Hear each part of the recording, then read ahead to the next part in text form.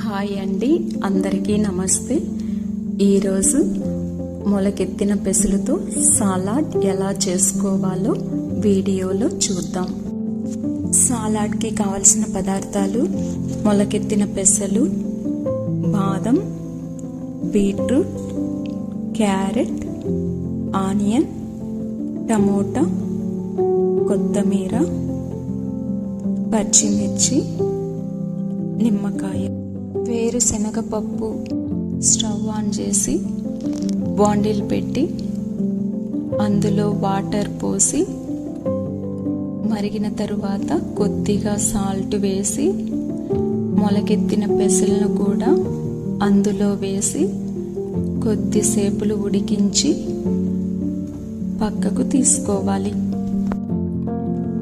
ఒక బౌల్ తీసుకొని అందులో ఉడికించుకున్న పెసలను కూడా అందులో వేసి ముందుగా మనం కట్ చేసుకున్న ముక్కలను కూడా అందులో వేసుకొని కొద్దిగా సాల్ట్, ఆ తరువాత మిరియాల పొడి, కొద్దిగా నిమ్మరసం కూడా యాడ్ చేసుకొని మొత్తం మిక్స్ చేసుకోవాలి. అంతే.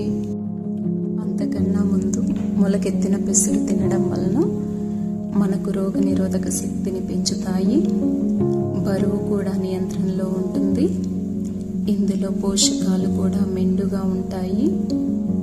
వీటిని తీసుకోవడం వల్ల శక్తి కూడా మెరుగుపరుస్తాయి.